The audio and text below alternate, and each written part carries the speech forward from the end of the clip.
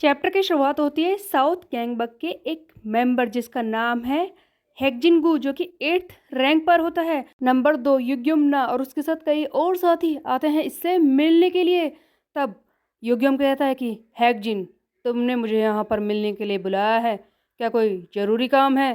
तुम्हें पता नहीं है कि हम फाइट कर रहे थे? तब हेक्जिनगू कहता है कि ऑफ कोर्स युग्युम, कोई ज़रूरी काम ही होगा, वरना मैं तुम्हें ऐसे क्यों बुलाता? तुम्हें पता है आज जो मैं कहने जा रहा हूँ उसी पर साउथ गैंगबक का फ्यूचर डिपेंड करता है। तब युग्युम हैरानी से कहता है कि क्या, साउथ गैंगबक का फ्यूचर? तब हेक्जिन कहता है कि हाँ, मेरा एक प्लान है, ध्यान से सुनो। तुम साउथ गैंगबक को धोखा दे दो। ये बात सुनते ही युग्युम और उसके साथी हैरान हो जाते हैं।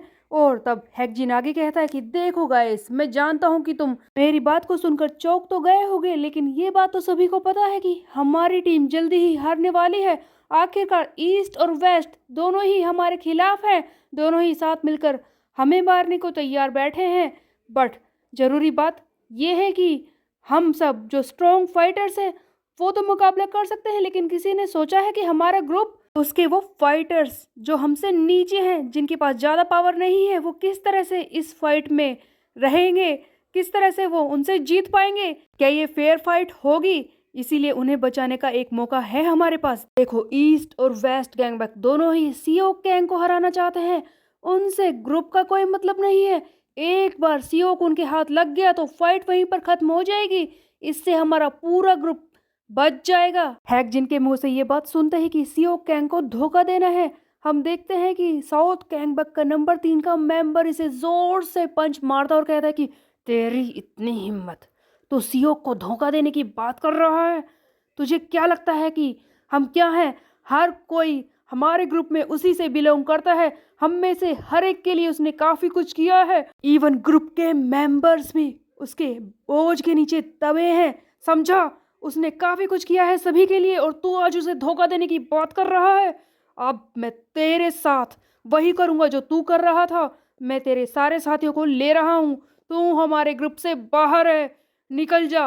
अगर तुझे सियोन के साथ जाना है तो तू अकेले ही जा सकता है। अगले सीन में हम देखते हैं कूजा को, जिससे जियोन ने पूछा था कि आखिरकार तुम हो कौन।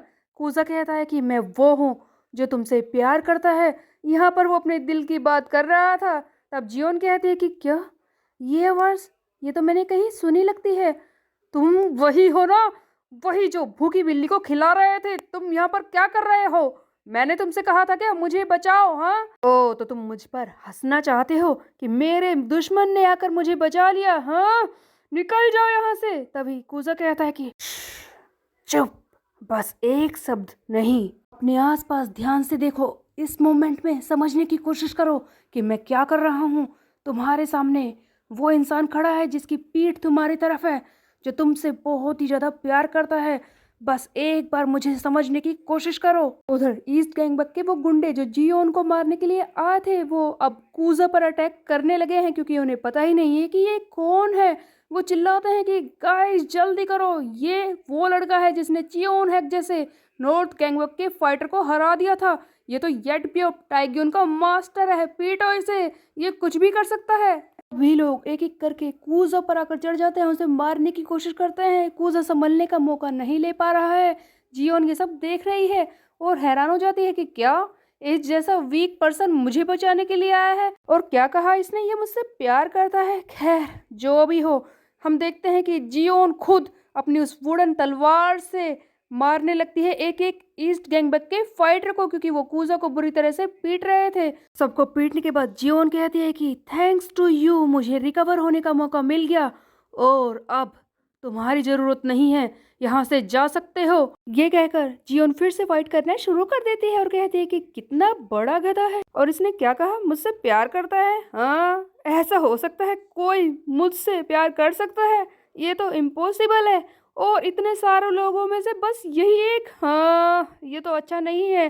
तभी हम देखते हैं कि जियोन फिर से मुसीबत में पड़ जाती है जब ईस्ट गैंगबक हाई का चियोन पार्क इस पर हमला करने वाला होता है। बट जैसे कि कूजा यहाँ पर है, वो चियोन को आकर बहुत ही जोर से हिट करता है। कूजा इतनी जोर से अटैक करता है कि सभी लोग हैरान हो जाते हैं कि इतना बड़ा मोटा इतने फास्ट स्पीड से मार सकता है। और तब कूजा खड़ा होकर कहता है कि जैसा कि तुम मेरे बारे में कुछ अच्छा नहीं सोचती, बट मुझे यहाँ से जाने के लिए फिर से मत कहना। यही मैं करने के लिए आया हूँ। मुझे फिर से स्ट्रेंज महसूस हो रहा है। मैं तुमसे प्यार करता हूँ। कूजा किसी तरह से जियोन को बचाना चाहता था।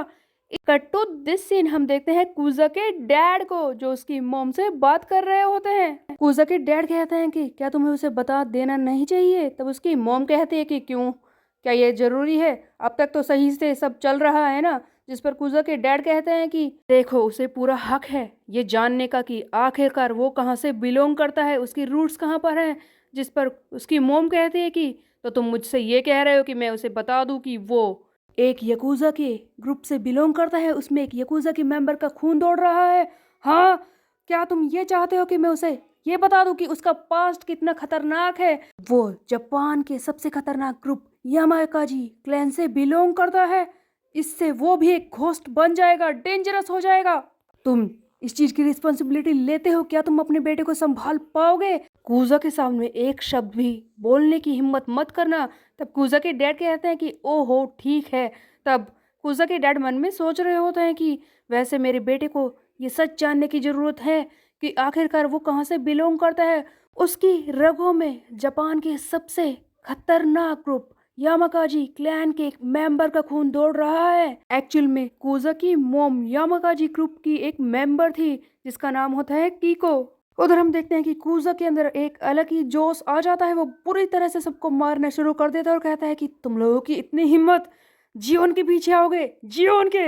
हाँ, इसे हाथ लगाने की कोशिश कैसे की? जियोन ये सारी बातें देखकर बहुत ही ज्यादा हैरानी में होती है।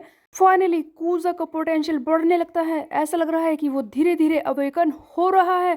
वो बहुत ही ज्यादा खतरनाक होता जा रहा है। अगले सीन में हम देखते हैं हारू और सुयोन को। सुयोन कहता है कि हारू, तुमने देखा ये लोग फिर से आ रहे हैं? अरे यार, अभी तो इन्हें पीटा था।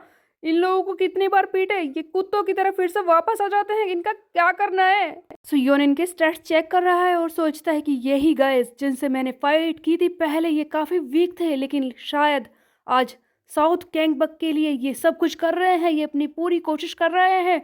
बट अब मैं क्या करूं? इन्हें मुझे हराना तो होगा ही। तभी एक सरप्राइज मिलता है सुयोन को जब हैगजिन जू जो कि साउथ गैंगबक का 8th रैंक का मेंबर है, अगर अपने ही साथियों को बुरी तरह से पीटना शुरू कर देता है। वो एक एक करके अपने साथियों को पीटता है और दोनों ही रोड्स को फेंकने के बाद सुयोन के सामने आकर खड़ा हो जाता है और कहता है कि मैं सरेंडर कर रहा हूँ, मैं तुमसे बात करना चाहता हूँ सुयोन। सुयोन तो पहले ही डरा हुआ था कि साउथ गैंगबक के काफी सारे स्ट्रॉन्गेस्ट फाइटर तो बचे हैं अभी लड़ने के लिए, जैसे कि सियो कैंग, युग्युम्ना और अभी इतने सारे छोटे फाइटर्स भी इतना खतरनाक फाइट कर रहे हैं।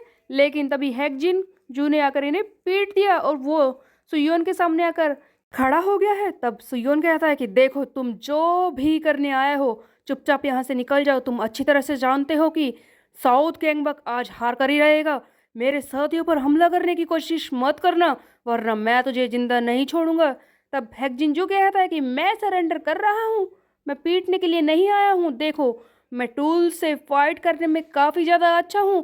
तुम्हारे लिए एक बहुत ही बड़ा ट्रम्प कार्ड बन सकता हूँ। मैं तुम्हें ऑफर दे रहा हूँ सुयोन। देखो, मैं तुम्हारे ग्रुप में आकर फाइट करना चाहता हूँ। मैं अपने क्रू को छोड़कर तुम्हें ज्वाइन करना चाहता हूँ। तो क्या तुम मुझे अपने क्रू में लोगे?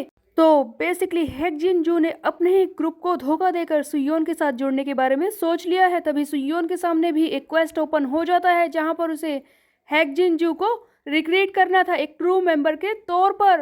लेकिन क्वेस्ट में ये भी लिखा है कि तुम्हें हैगजिन जू को अपने क्रू में लेना तो है, लेकिन इसका रिजल्ट क्या होगा ये भी तुम्हें पता नहीं है। तुम्हें चॉइस करनी होगी कि तुम इसे अपने क्रू में लेना चाहते हो या नहीं। तो अब सुयोन करेगा क्या? क्या वो एक दुश्मन को अपने क्रू में शामिल करने लगेगा एक गोल्ड कार्ड के लिए? कहीं इस हैगजिन जू को अपने क्रू में लेना सुयोन के लिए एक गलत फैसला साबित ना हो जाए। सुयोन इसी बारे में सोचने लगता है।